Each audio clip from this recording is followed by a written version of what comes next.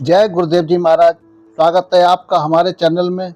आशा करते हैं आप सभी लोग गुरुदेव जी की कृपा से अच्छे होंगे, स्वस्थ होंगे। दोस्तों, अगर आप कैंची धाम जाने की सोच रहे हैं तो ये वीडियो आपके लिए बहुत ज़रूरी है, क्योंकि हर साल लाखों हजारों लोग वहाँ जाते हैं, लेकिन उनमें से बहुत से लोग वो अनुभव लेकर वापस नहीं आते जिसके लिए वो वहाँ गए थे। ऐसा क्यों?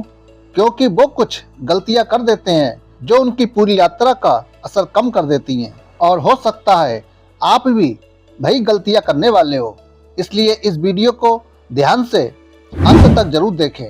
दोस्तों, कैंची धाम सिर्फ एक मंदिर नहीं है, ये एक ऐसा स्थान है जहाँ लाखों लोगों ने शांति, विश्वास और बदलाव महसूस किया है।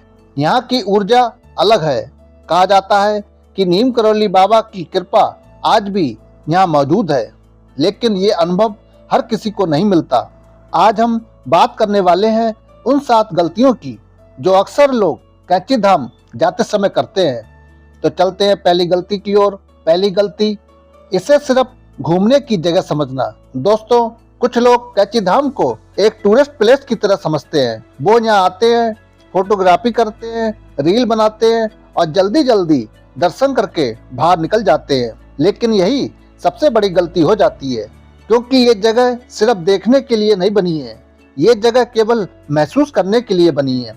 अगर आप इसे सिर्फ एक ट्रिप समझकर आएंगे तो आप वही लेकर लौटेंगे।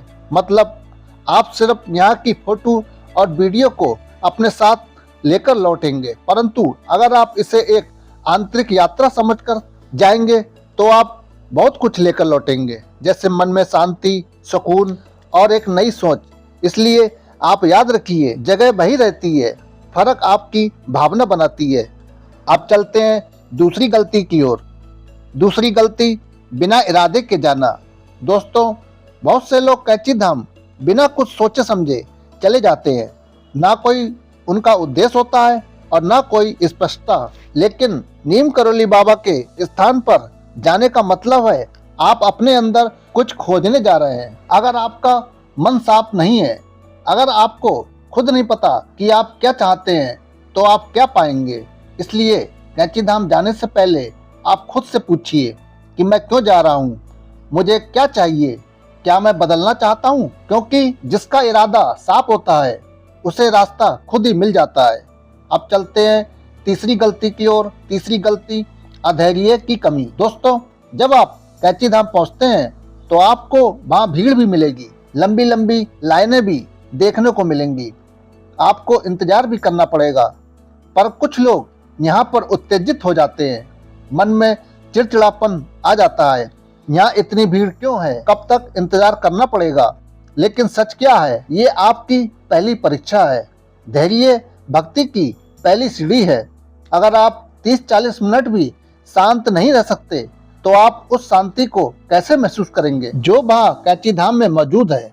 इसलिए इंतजार को सिर्फ समस्या मत समझो, उसे एक शुरुआत समझो।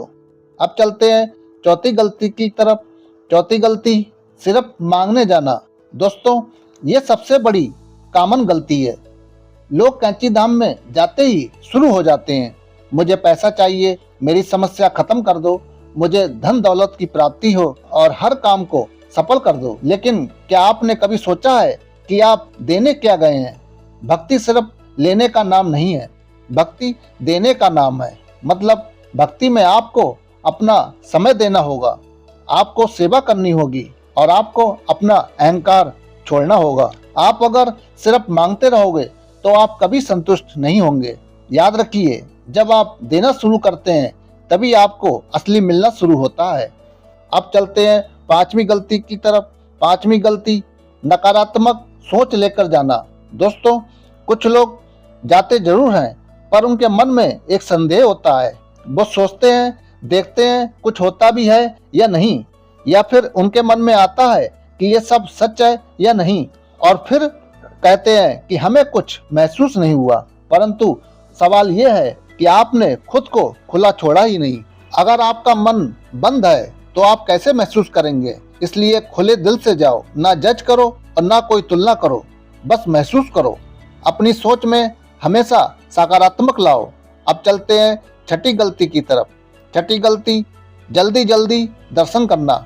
दोस्तों, बहुत से लोग कैंची धाम में सिर्फ टिक मार्क करने जाते हैं। उनका मानना है कि दर्शन कर लिया, बस अब चलो। लेकिन ये कोई चेकलिस्ट नहीं है, ये एक कनेक्शन है और कनेक्शन बनाने में समय लगता है। आप 1 मिनट में कैंची धाम क्या महसूस करेंगे? इसलिए थोड़ी देर तक रुको, शांत होकर बैठो और अपनी आंखें बंद करो।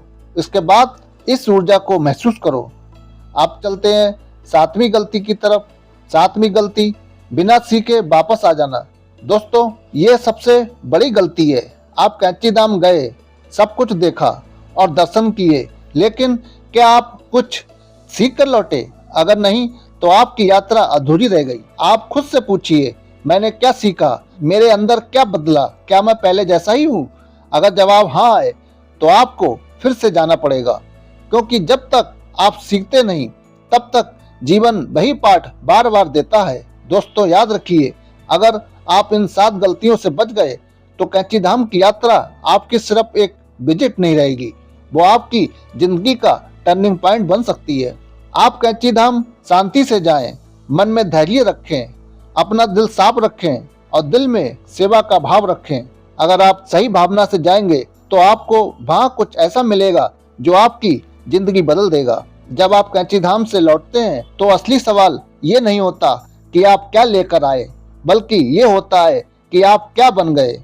अगर आप भी कैंची धाम जाने की सोच रहे हैं तो कमेंट में लिखिए, जय बाबा नीम करौली।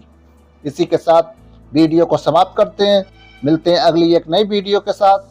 तब तक के लिए जय सिया राम।